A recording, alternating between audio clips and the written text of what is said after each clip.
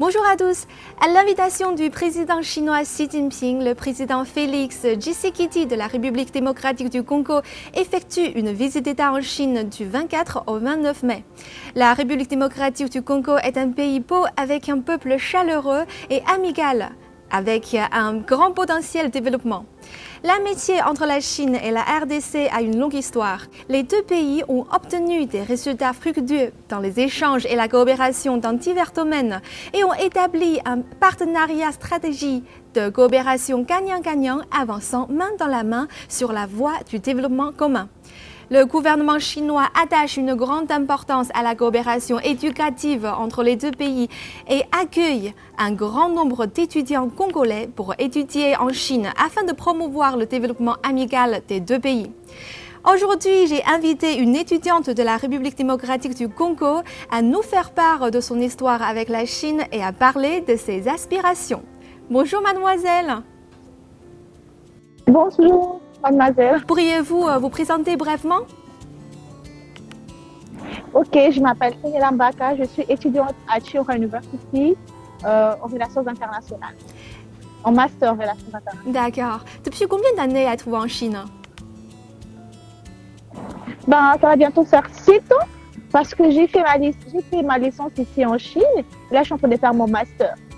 Ça va faire 7 ans. J'ai fait 2 ans de langue, 4 ans de licence et je vais faire 2 ans de master. D'accord, mais pourquoi avez-vous décidé d'étudier en Chine? Cette question, elle est tellement troublante parce que au départ, je ne me voyais pas être en Chine parce que j'ai pas de famille ici, j'ai rien. Et voilà, c'est venu comme ça et je suis venue comme ça. J'avais pas de choix, je suis venue comme ça. Mais après, je me suis rendu compte que je n'ai pas à regretter parce que c'était le meilleur choix de ma vie. J'ai beaucoup appris en Chine. Et connaissez-vous déjà la Chine avant de venir? Avant de venir, je connaissais la Chine, mais je connaissais pas totalement la Chine. Je voyais la Chine seulement grâce à Jackie Chan, à la télévision, les films chinois, le kung fu et tout ça. Mais je connaissais pas vraiment la Chine en profondeur. Par exemple, la langue, la culture, la nourriture et tout, je connaissais vraiment pas. D'accord. Et y a-t-il quelque chose qui vous a marqué pendant votre séjour en Chine? Ou bien, y a-t-il quelque chose de très différent de votre pays?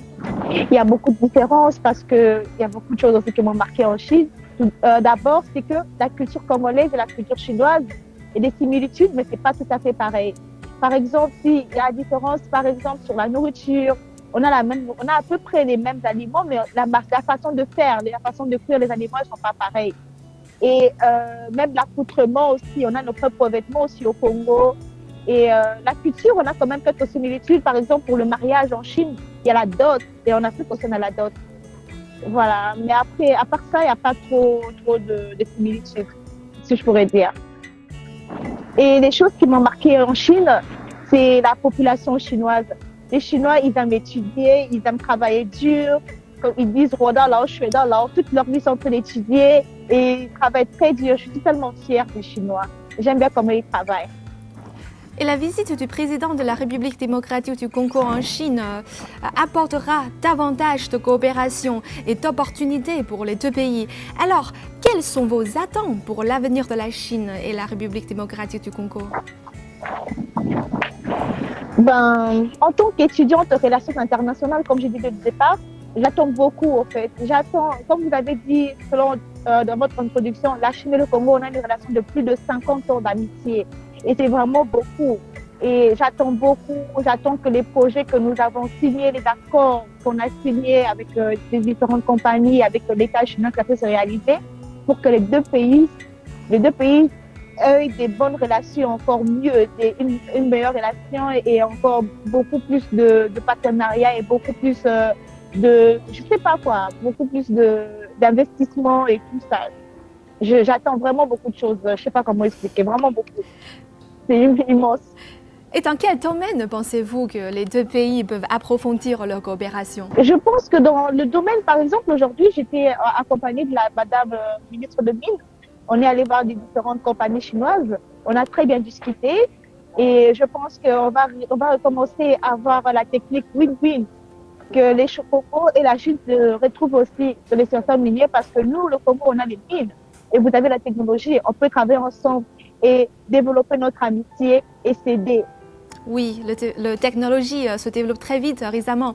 Et envisagez-vous de poursuivre une carrière qui favorise le développement et la coopération entre les deux pays après avoir obtenu de votre diplôme? Oui, j'envisage parce que c'est mon travail en fait.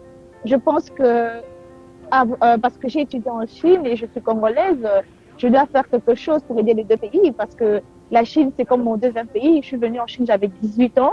J'ai grandi ici en Chine. Donc, c'est un peu comme ma maison et j'aimerais toujours que les deux pays soient en bonne relation. Mais comment utiliserez-vous votre spécialité pour réaliser votre rêve? Je pense que par la communication, parce que quand les gens communiquent, ils peuvent s'entendre. Et je pense que la communication, c'est une très bonne chose. Maintenant, il y a beaucoup de Congolais qui peuvent parler chinois et il y a beaucoup de Chinois qui peuvent parler notre langue aussi, entre les Lingala, le français. On se comprend maintenant. Donc, je pense que dans les années à venir, il y aura des gens qui vont mieux comprendre la langue, même plus que moi. Et qui vont faire aussi des bonnes choses. Pourquoi pas? Est-ce que vous pouvez citer un exemple que vous avez déjà fait pour contribuer la relation entre les deux pays? Par exemple, en juillet, ces vacances d'été, je suis en train d'organiser une conférence sur l'éducation et la culture sino-congolaise. En fait, je suis en train aussi d'essayer de faire comprendre à la population que si nous voulons travailler ensemble, on doit se comprendre, comme j'ai dit. Et l'éducation au Congo, c'est pas aussi développé qu'en Chine. Et on peut aussi étudier un peu comment faire pour pouvoir développer l'éducation et comment comprendre nos deux cultures pour mieux s'entendre. D'accord. Ok, super bien. Merci beaucoup de votre meilleur partage aujourd'hui. Les étudiants sont l'espoir de l'avenir et j'espère que les étudiants internationaux pourront jouer le rôle de messagers des échanges culturels entre les deux pays et contribuer au développement commun des deux pays et redoubler d'efforts pour assurer un avenir meilleur à la coopération sino-africaine. Et merci vous et merci tout le monde d'avoir suivi cette interview. À la prochaine.